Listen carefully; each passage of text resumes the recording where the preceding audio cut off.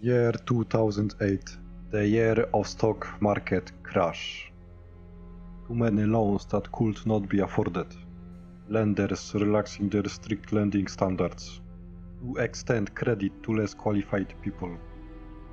The housing prices shot up to unimaginably high. Build-up of bad debt resulted in a series of government bailouts of banks and other institutions, driving the stocks down. This affected economy and jobs. The bubble was bursting. What was left of it was a lot of fear around investing, but there may be future, a ray of hope.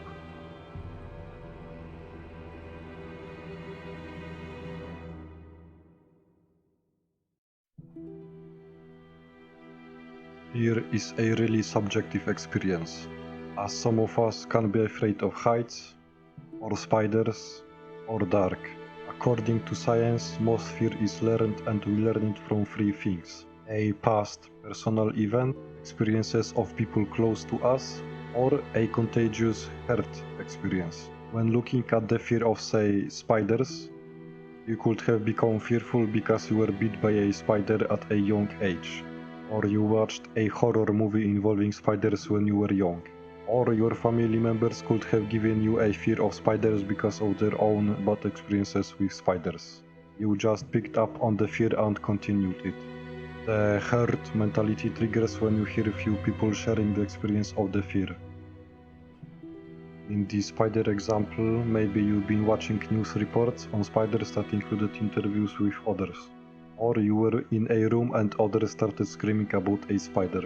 These are examples of how you get a herd fear. When we experience fear, our bodies release the so-called stress hormones designed to save our lives. First, your body is on constant alert for potential predators and fearful objects. It's constantly comparing current experiences to past events. Heat and cold, And deciding if this is good or bad. life and death. If it encounters a bad fear trigger, the first reaction is typically a freeze response. Your body just stalls and waits. Meanwhile, it's building up other chemicals to increase your ability to fight or flight. Either to defend yourself or get you out of the situation. Now, let's look at the fear of losing money specifically. You might have personally experienced a loss in the stock market. Maybe you had some money invested and you watched the value of it decline by a lot. Or maybe you've always been living paycheck to paycheck, so the thought of putting your money in an account and it not being there scares you, since you constantly fear that you will not gonna be able to pay the bills. Maybe you inherited a fear of losing money from your family. Maybe it was your parents who suffered large losses from their investments and then had to work longer to be able to retire. You could also simply heard your parents discussing their money problems when growing up. It left you worried about it. Without really knowing why.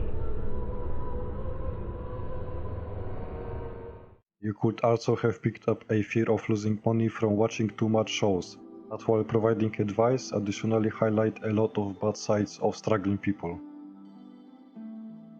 Or even the local news. For example, they only give short piece of information. The market dropped by a few percent and you have no context about it beyond that. So your mind wanders and you worry. But now that science of fear and how our body reacts to it is understood, we can make sense why people do one of the two things when it comes to money when they are fearful of losing it. They do nothing and avoid the subject, they do too much and cause trouble. The first one is more common. Since the anxiety of losing money triggers fear and the body's first reaction is to freeze, they get stuck frozen with money. They don't want to take action, and since money doesn't require any fighting, your body and mind simply get you safely away from the fear through flight.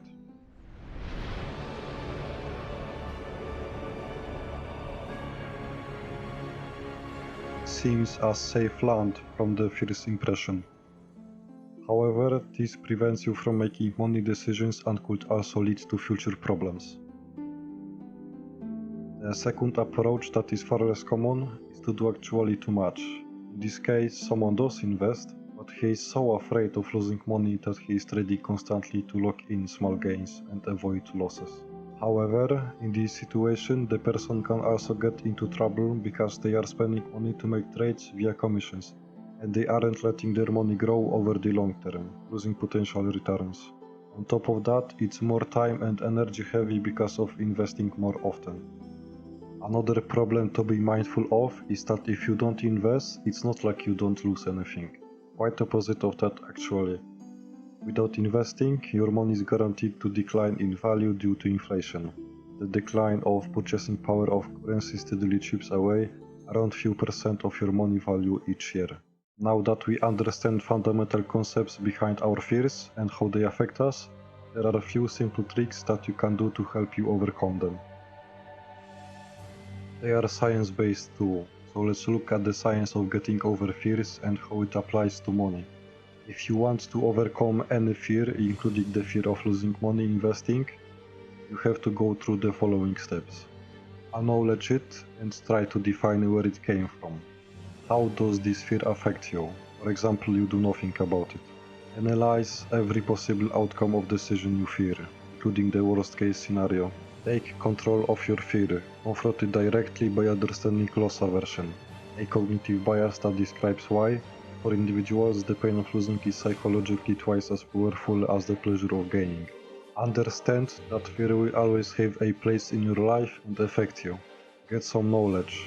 You start even just by gaining information. You can't really take the first big step if you have a feeling that you don't know what you are doing. So get some knowledge, read books, blogs, and tips from other investors.